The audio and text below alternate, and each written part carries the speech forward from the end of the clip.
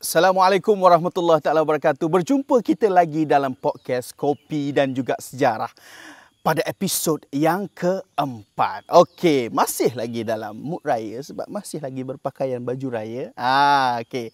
Tapi sebelum tu kita nak tanya sikitlah. Kita kat mana ni sekarang ni, Pang? Kita masih lagi di tempat yang sama dengan episod yang ketiga. Okey. Sebab hari yang sama.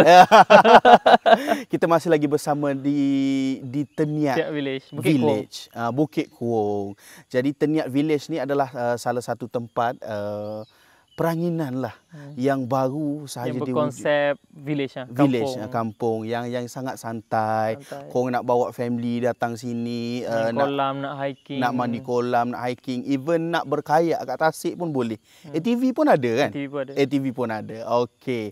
Kepada korang yang berminat untuk nak rasa sendiri pengalaman nature tu, berada di nak buat camping dan paling menarik lagi dia berada di sempadan. Malaysia, Thailand. Malaysia dan juga Thailand. Kalau korang hiking, belakang nampak Thailand, depan tu ada tasik. Mana lagi nak cari kalau bukan dekat Teniat Village. Yang berminat boleh ke TikTok dia orang iaitu Teniat Village dan juga boleh klik link untuk korang booking, untuk korang booking dan insya-Allah tuan dia kat sini ni memang sangat-sangat baik lah dia orang ni. Dia sangat-sangat helpful lah. Kalau korang nak buat BBQ ke apa ke, memang sangat-sangat semua helpful. Disediakan, ada dapur. Semua disediakan termasuk dapur dan sebagainya. Okey. Settle untuk bab tu. Kita masuk tajuk perbincangan kita pada hari ini. Kalau sebelum ni, Pang, kita dah bincang dah berkenaan dengan Khalifah Abu Bakar ni. Hebatnya dia, fatwa-fatwa yang dia keluarkan. Maksudnya betul-betul orang-orang hebatlah pengikut Rasulullah sallallahu alaihi wasallam. Dia macam ulama warathatul anbiya yang terbaik lah dan teragung sekali. Kalau episod lepas kita cerita mengenai peristiwa Riddah. Bagaimana Abu Bakar membersihkan tanah Arab itu daripada kekufuran. Next adalah beliau menyediakan tentera untuk berperang dengan Parsi.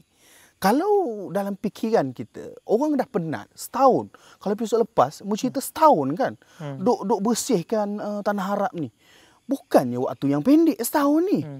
Lepas tu, tak sempat nak berehat lagi, terus nak pergi attack satu empire yang bertahan 1,200 tahun.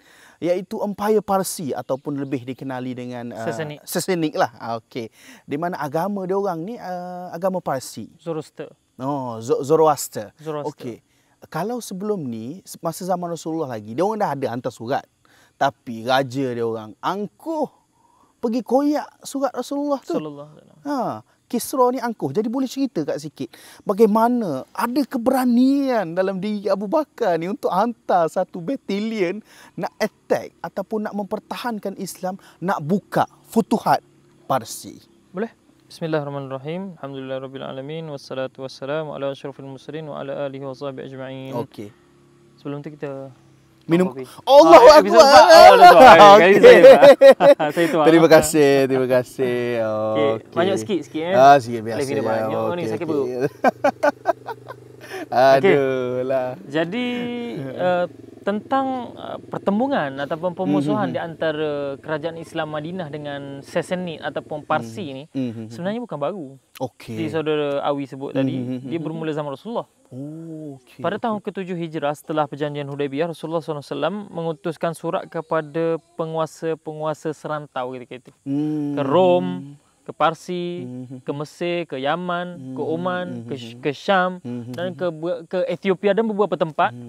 Dan pelbagai reaksi lah yang Rasulullah SAW dapat terima. Antara reaksi yang paling kurang ajar sekali Kisra lah. Kisra ni penguasa Parsi. Si bangsat Kisra ni lah. Dia koyak. Dia koyak surat Rasulullah. Rasulullah kata apa? Mazzaqallahu mulkah. Semoga Allah Ta'ala koyakkan kerajaan dia. Dan setelah Rasulullah SAW wafat, tak lama lepas pada itu, Parsi ni tak ada kesan. Betul-betul koyak. Berbeza dengan Rom. Rom masih bertahan di Byzantine tu, di Konstantinopel tu sehingga ke zaman Sultan Muhammad Al-Fatih. Betul. Maksudnya tengok. Lama. Dan sebab Rom ni dia agak baik sikit. Dia hantar hadiah untuk Rasulullah dan sebagainya kan. Dan yang paling masyhurnya yang Kaisar cakap tu, dia kata Hercules maksud Hercules kata setelah dia mendapati bahawa itulah Nabi, dia kata kalaulah satu hari nanti kerajaan aku ini akan berada di bawah telapak kaki dia. Ungkapan famous daripada dia ni. Dah mereka yang baca kitab ni dia kenal Nabi. Dia tahu yang umat Nabi ni akan kuasai kerajaan dia. Dan Rasulullah SAW sendiri pernah memberi kabar gembira bahawa umat Islam akan menakluk Parsi. Dan umat Islam akan menakluk Rom. Dan umat Islam akan menakluk Yaman. Masa bila tu benda ni? Masa tu masa Perang Khandak. Perang Khandak yang dikenali sebagai zaman yang Allah Ta'ala uji dengan lapar, dengan sejuk dan dikepung. Khandak kan kita buat parit tu, umat Islam terkepung, tak ada makanan. Musim sejuk. Sampai saya pernah duduk Madinah ni, musim sejuk di Madinah ni dahsyat. Berapa darjah Celsius biasanya? Saya pernah rasa saya tak ingat. Tapi saya ingat masa tu sangat-sangat sejuk. Mungkin 4 ataupun 3. 4? Kita pergi Cameron Highland pun dah berasap mulut. Tu 16. 4 atau 3. Dan musim sejuk ni malam dia panjang. Dan sentiasa lapar. Bayangkan kita orang musim sejuk ni biasanya naik berat. Sebab selalu tidur lah, hibernasi sebab sejuk. Sejuk. Jadi sebab itulah musim sejuk di Madinah ni masa Perang Khandak sejuk. Jadi masa tu diuji dan Allah sebut sebagai ujian sangat berat datang daripada segenap penjuru. Laparnya, terkepungnya, musuhnya, sejuknya. Bayangkan dalam keadaan teruji sebegitu, Rasulullah SAW kata dengan yakin menyebut kita akan takluk Parsi, kita akan takluk Rom, kita akan takluk Yaman. Kalau fikir nak makan pun tak boleh. Sebab tu pokok munafik dia kata, tengok Muhammad kata kita akan takluk Parsi, sedangkan kita sekarang makan pun tak ada. Itu ujian iman. Tapi sahabat percaya. Sahabat percaya. Okey, itu pasal Parsi.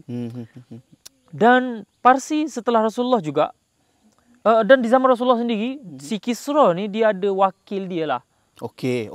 Yang bernaung di bawah dia dekat Yaman. Dia hantar wakil tu untuk bunuh Rasulullah. Berani betul. Ini istilah perang lah kan. Jadi benda tu berterusan.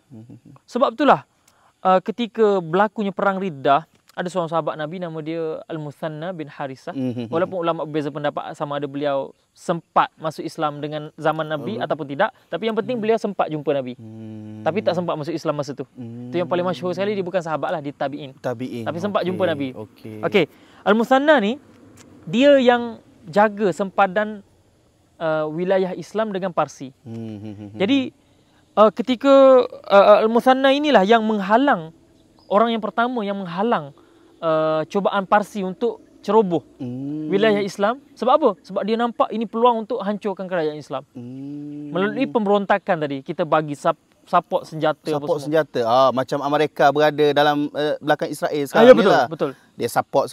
Ya. Jadi sebab itulah Al-Muthanna ini dia halang, tapi setakat halang je lah. Sebab tu Abu Bakar lepas habis je perang Riddah terus hantar surat kepada Khalid bin Al-Walid radhiyallahu anhu. Kata kalau kamu dapat surat aku ni, terus bergerak ke Parsi. Maksudnya kira kata lepas perang 2-3 hari terus pergi perang. Khalid hidup dia dengan perang. Sebab itulah saya tak pasti ungkapan ini sahih ke tak daripada Khalid. Tapi ungkapan ini berkurang begini. Khalid kata aku disibukkan dengan jihad daripada membaca. Maknanya aku disibukkan dengan jihad sampai aku tak sempat nak baca Quran. Itu level sahabat. Disibukkan ibadah dengan ibadah. Kita beza dengan kita disibukkan dengan game daripada ibadah. Ini jihad ibadah. Untuk dakwah kepada Islam. Jihad bukan masuk perang saja. Tapi sampai tahap tu. Khalid habis je perang murtad, pergi ke Parsi. Habis Parsi, pergi ke Syam. Sama Abu Bakar. Tu Khalid tak sempat rehat. Hidup penuh dengan peperangan. Ya. Futuhat demi futuhat. Bayangkan habis. Ini 10 bulan dah ni berpisah ni. Yang syahidnya ramai mana. Yang cedera, lukanya ramai mana. Sebab tu Abu Bakar kata, kamu beri pilihan kepada tentera. Kalau mereka nak ikut, boleh ikut. Kalau mereka tak nak ikut, boleh balik ke Madinah. Jadi tapi takkan nak balik. Kita orang Islam. Tapi kebanyakannya dah letih. Dah letih, ya. Jadi sampai tinggal 2,000. 2,000. Still banyak. Jadi Khalid pun bergerak. Cuma satu lagi politik Abu Bakar ni, beliau sedar yang kerajaan Islam ketika itu kekurangan tentera. Okey. Tapi dalam masa sama kita orang murtad tadi, mereka dah bertaubat, dah insaf. Yang tak nak insaf tu memang dah terbunuh dalam perang sebab mereka pilih untuk perang. Jadi sehingga Abu Bakar buat keputusan kita tak akan minta tolong dengan orang-orang yang dah bertaubat ni. Berbeza dengan Umar. Umar minta tolong. Tu berbeza dua tu. Nanti kita akan cerita nanti. Jadi kuranglah tentera. Tapi dalam masa sama Khalid pun bergerak pergi ke Parsi dan wilayah Parsi yang paling dekat dengan tanah Arab ketika itu ialah Iraq. Iraq. Okey. Jadi dalam perjalanan adalah beberapa sukarelawan yang ikut serta dengan Khalid sehingga tentera daripada 2,000 jadi 10,000. 10,000. Masih sikit nak cabar Parsi ni. Parsi paling kurang dia satu perang dia 50,000. Paling kurang. Paling kurang tentera yang cukup kelengkapan. 1/5. 1/5. Allah Akbar. 10,000 lawan 50,000 tu paling sikit. Dan yang okey kita cerita. Okey. Jadi Khalid pun bergabung dengan siapa tadi yang pertama tadi Al-Muthanna. Bergabung dengan Muthanna 8,000 jadi 18,000. Dan Abu Bakar juga hantar surat kepada seorang lagi sahabat yang berada di Khalid ni dari arah selatan. Seorang sahabat lagi daripada arah utara iaitu Iyad bin Ghan radhiyallahu anhu, sahabat Nabi juga. Abu Bakar kata, kamu berdua mesti bergerak ke Iraq. Parsi lah. Bergerak ke Iraq. Barang siapa yang sampai ke satu wilayah ni nama dia Hirah. Di Iraq. Siapa sampai ke Hirah dulu, dia akan jadi panglima untuk meneruskan misi ke ibu kota Parsi. Bukan main-main. Kita ke ibu kota Parsi. Sebab Parsi ni dah lama kurang ajar. Kurang ajar. Jadi sampai ke Hirah. Jadi maka bergeraklah dua tentera. Khalid ni pantas ke tak pantas? Dalam masa 3 bulan dia sampai ke Hirah. Tak boleh brain. 10 bulan dah berperang tu penat. 3 bulan sampai ke Iraq. Sampai ke wilayah Hirah tadi. Jadi sebelum sampai ke Hirah dia kena lalu 5 wilayah. Dia perang lah semua 5 ni. Semua perang. Semua futuhat. Allah. Sebab apa? Okey, mungkin orang nampak apa beza Islam meluaskan wilayah dengan penjajahan barat? Beza. Sebab Islam ni kita pergi bukan terus perang. Kita ajak dia masuk Islam sebab apa? Sebab tanggungjawab kita orang Islam ni untuk menyebarkan dakwah Islam kepada semua. Tetapi apabila ada tempat yang menghalang kita daripada buat dakwah, dan kebanyakan yang halang ni ialah mereka halang dengan kuasa. Betul. Jadi Islam pun perlukan kuasa untuk menghalang kejahatan tadi, kezaliman tadi. Dan kebanyakan yang tolak kepada sistem Islam ketika itu. Sebab Islam bukan setakat datang, sembah Allah. Tak. Kita akan ubah semua. Politik yang ketika itu menindas, kita akan ubah kepada politik yang hanya tunduk pada Allah. Bukan perhambaan kepada manusia, tapi perhambaan kepada Allah. Ekonominya yang menindas, kita ubah semua. Sebab tu, tak semua tempat futuhat tadi dibuka dengan perang. Betul, ada yang bayar jizyah. Dan ada yang masuk Islam. Kalau kamu dah masuk Islam, bermaksud kamu sebahagian daripada kami, ayo turut serta untuk kita sebarkan lagi dakwah ini. Tapi kalau kamu tak nak masuk Islam, kamu bayar jizyah. Untuk apa jizyah ni? Untuk perlindungan lah. Perlindungan. Dan jizyah itu tidak zalim. Betul. Dan setahun sekali je. Dan sebenarnya bayaran kita orang Islam, zakat kita lebih banyak. Lebih banyak daripada jizyah itu pun untuk kembalikan kepada orang miskin. Dan jizyah pun dikecualikan tidak dikenakan kepada hamba. Jizyah tidak dikenakan kepada orang miskin. Jizyah tidak dikenakan kepada anak-anak. Maksudnya pelaksanaan jizyah ke atas orang kafir berperi kemanusiaan dan ada peringkat-peringkat dia kan. Bukan menindas. Betul. Jadi sebab itulah Sayyidina Khalid ada tempat di Parsi tadi yang dibuka, kami bagi jizyah. Bila kamu bagi jizyah, harta kamu haram untuk kami. Tapi kalau kami kamu kalah perang dengan kami, maksud harta kamu adalah halal. Harta rampasan perang lah. Ghanimah lah. Jadi sebab itulah bila jizyah, maksudnya apa yang untuk kamu ialah untuk kamu. Sebab itulah Khalid berjaya sampai ke Hirah tadi dengan dilalui ke 5 bandar kota tadi. Ubullah dia menang. Al-Mudhar dia menang. Walajah dia menang. Ulayis dia menang. Dan last kali sampai ke Hirah. Member ni power betul. Dalam masa 3 bulan. Dan sahabat Iyad bin Ghan tadi terhenti. Dia kalah ke macam mana? Dia terhalang.